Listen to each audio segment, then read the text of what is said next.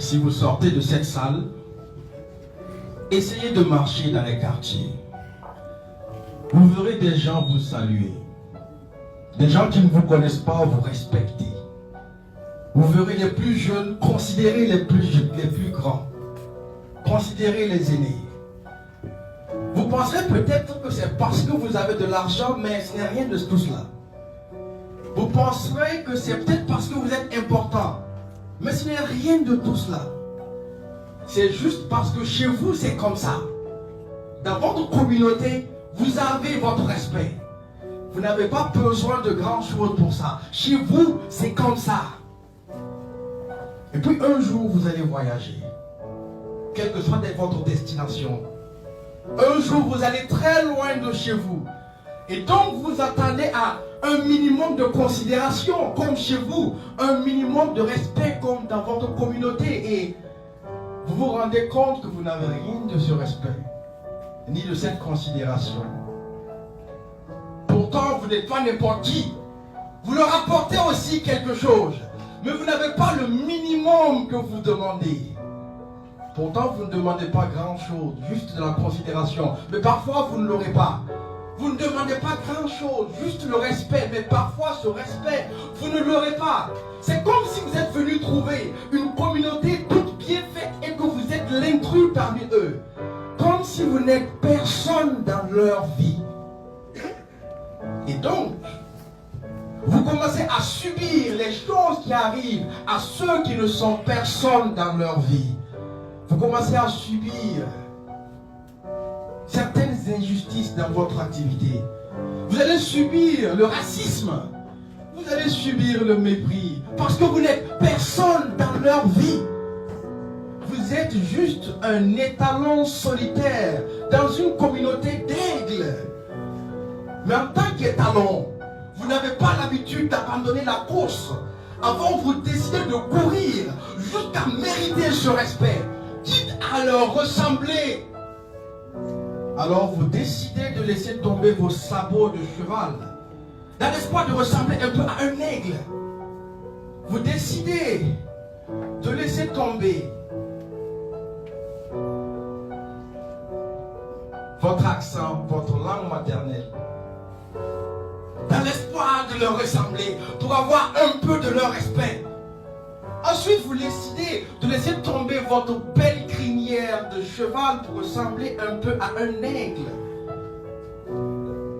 À ce moment, vous allez laisser tomber votre culture pour ressembler et prendre la leur, dans l'espoir d'avoir un peu de leur respect.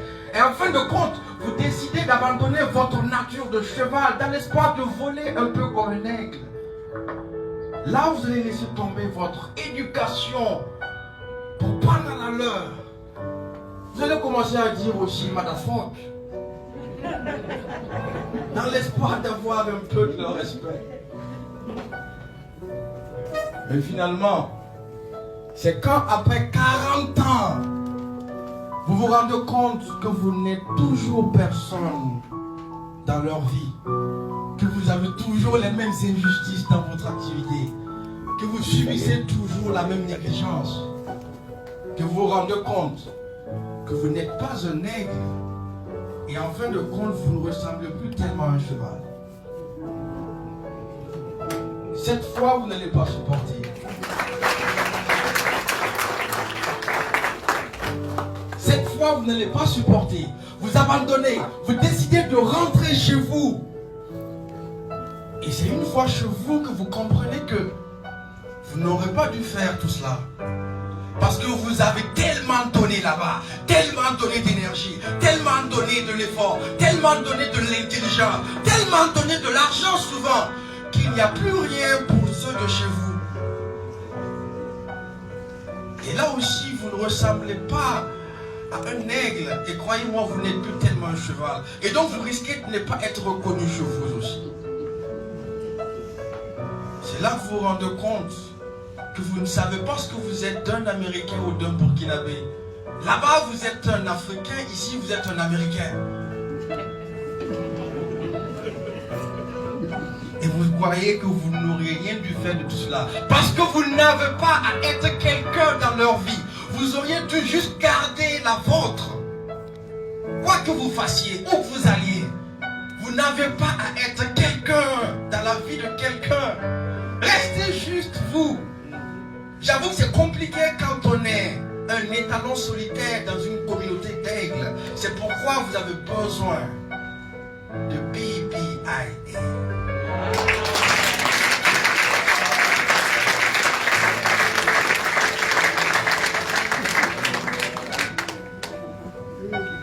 Un individu ne rivalise jamais avec une communauté. C'est les communautés qui se respectent entre elles. C'est pourquoi soyez BBIA, parce que là, vous êtes toujours chez vous. Vous n'avez pas besoin de changer. Vous pourrez toujours parler votre langue, votre morée, garder votre accent, votre éducation. Mettez votre intelligence et votre argent au service aussi de votre communauté. Soyez solidaires, soyez une nation dans une nation. Et là, si un jour vous revenez, vous serez accueillis comme des rois. Parce que malgré tout ce temps passé, vous n'avez pas changé. Vous êtes resté un étalon et mieux, vous pourrez encore plus vite. Comme le patron, Monsieur Umaru Yugo.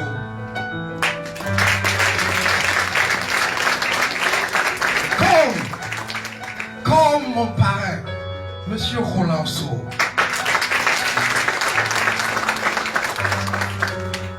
C'est pas de la magie, vous êtes juste un Burkina in action. C'est tout. Merci.